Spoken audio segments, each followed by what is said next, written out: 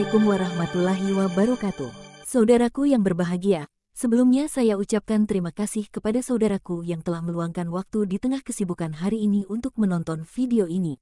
Segala puji bagi Tuhan yang telah memberikan nikmat dan juga kesehatan untuk kita semua. Amin ya rabbal alamin. Bismillahirrohmanirrohim. Pada kesempatan kali ini pencari ilmu akan menyampaikan dan menjelaskan tentang kisah yang penuh haru semasa Bung Karno di penjara. Simak sampai akhir, jangan di-skip. Terima kasih.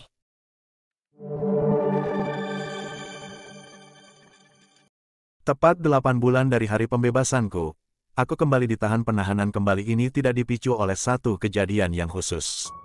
Kejahatanku hanya karena aku setelah keluar penjara tidak menutup mulut besarku sebagaimana mereka harapkan. Dengan membentak, komisaris itu memeriksaku. Tuan Soekarno, Anda tetap tidak berubah. Tidak ada harapan Anda akan memperbaiki diri.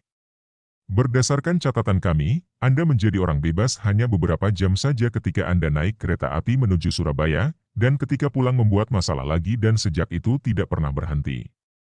Jelaslah kepada pemerintah Sri Ratu bahwa Anda selamanya ingin menjadi pengacau. Dan aku bertanya kepada komisaris, kemana aku akan dibawa? Lalu komisaris itu menjawab, ke penjara. Di Bandung lagi, ujar saya. Soekarno. Komisaris pun menjawab, saat ini tidak. Sekarang ini Anda kami tahan di Hopire Polisi di Jakarta. Di kantor polisi itu mereka tidak mengurungku. Mereka hanya menunjuk pada sebuah bangku panjang dan membiarkanku di sana. Aku bertanya kepada perwira yang bertugas, apakah aku bisa menghubungi istriku? Dia tidak menjawab. Dapatkah aku menyampaikan pesan kepada pembelaku? Dia masih tidak menjawab. Bolehkah aku bertemu dengan salah seorang anggota Volksrat atau salah seorang pimpinan partaiku? Tidak ada jawaban. Dia hanya menarik kursi ke mejanya dan terus menulis suatu dokumen yang berisi paling tidak 1000 halaman dakwaan terhadapku. Karena aku dianggap penjahat yang berbahaya, mereka tidak meninggalkan aku seorang diri. Polisi, bersenjata lengkap, mengawalku di bangku itu. Aku berada di sana selama berjam-jam. Dan aku mulai berpikir, selama saat-saat yang tegang dalam kehidupan seseorang, pikiran manusia sering termaju pada hal-hal yang paling remeh atau soal-soal yang tampaknya tidak ada sangkut pautnya. Agaknya ini merupakan katup pengaman yang disediakan alam untuk mengurangi tekanan dari ketakutan yang ada dalam dirinya. 2 kali aku menjadi pecundang. Apakah yang akan terjadi padaku? Apakah mereka hanya menjebloskan aku ke dalam penjara? Atau mengasingkan aku, menggantungku? Apa? Pada usia 32 tahun seluruh kehidupanku telah menyelesaikan putarannya. Satu-satunya yang melintas dalam pikiranku adalah permainan bulu tangkis dan shuttlecock yang dipukul ke sana kemari mengikuti kemauan para pemainnya.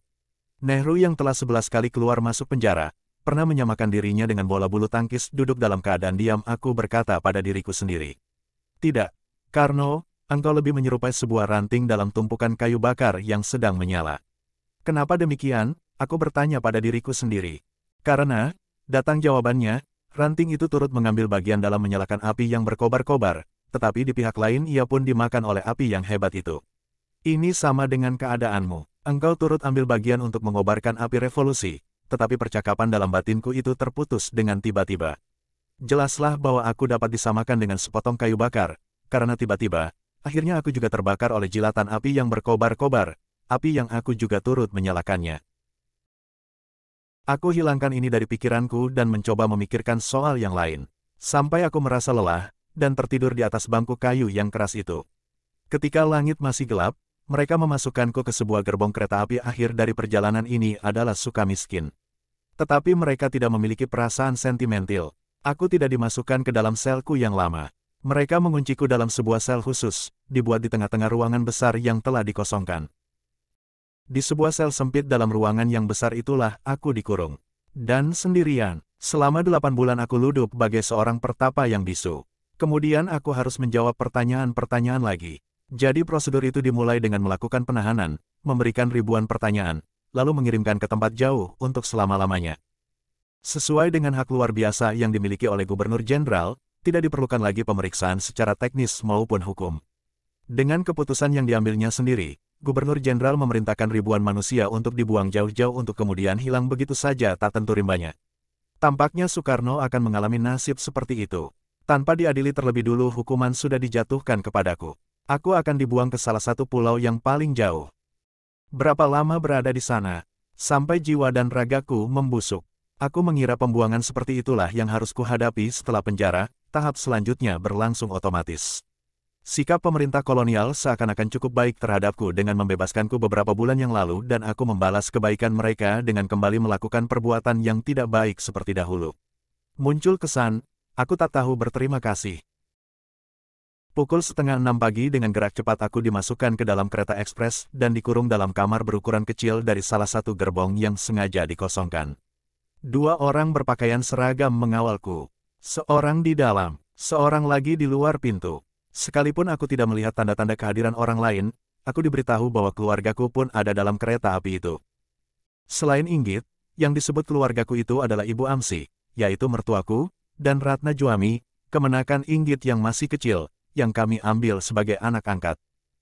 Ketika sampai di Surabaya, keluargaku itu ditempatkan di hotel, sementara aku selama 2 hari 2 malam kembali dikurung di sebuah sel berdinding tembok. Di tempat itulah bapak dan ibu bertemu dengan anak kesayangan mereka, kepada siapa mereka menaruh sejumlah harapan. Inilah pertama kalinya kedua orang tuaku melihatku di belakang jeruji besi dan aku tampaknya tidak banyak menyerupai Karno, prajurit pahlawan besar dalam Mahabharata. Apa yang mereka saksikan sangat memedihkan hati mereka, hingga mereka hampir tak sanggup menghadapinya.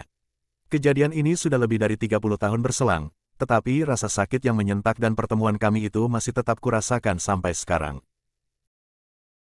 "Oh, Karno, anakku Karno," kata bapak terseduh-seduh, mencurahkan seluruh kepiluan hatinya. "Apa yang dapat kami lakukan pada dirimu? Apa yang dapat kami lakukan untukmu? Pertama, engkau meringkuk beberapa tahun dalam tahanan, suatu kenyataan yang membuat sedih hati kami, dan sekarang engkau dibuang jauh-jauh keluar Jawa." Pipiku juga basah dengan air mata, tetapi aku berusaha untuk tersenyum sedikit.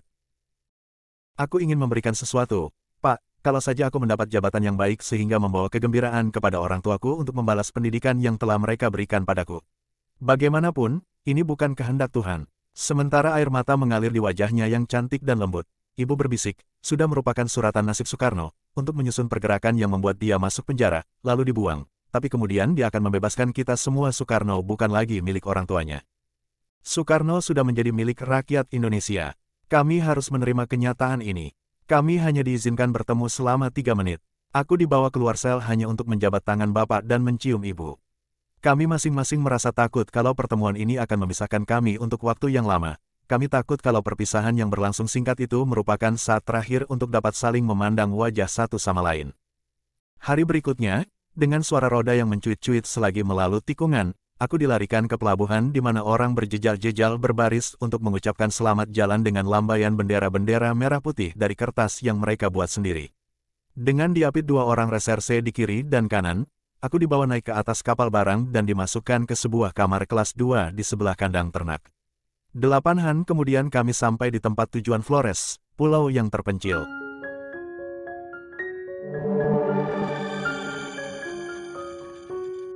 Demikianlah penjelasan tentang kisah yang penuh haru semasa Bung Karno di penjara. Semoga bermanfaat. Jangan lupa like, share dan subscribe agar saya lebih semangat lagi dalam berbagi ilmu dan informasi yang menarik lainnya. Terima kasih. Wassalam.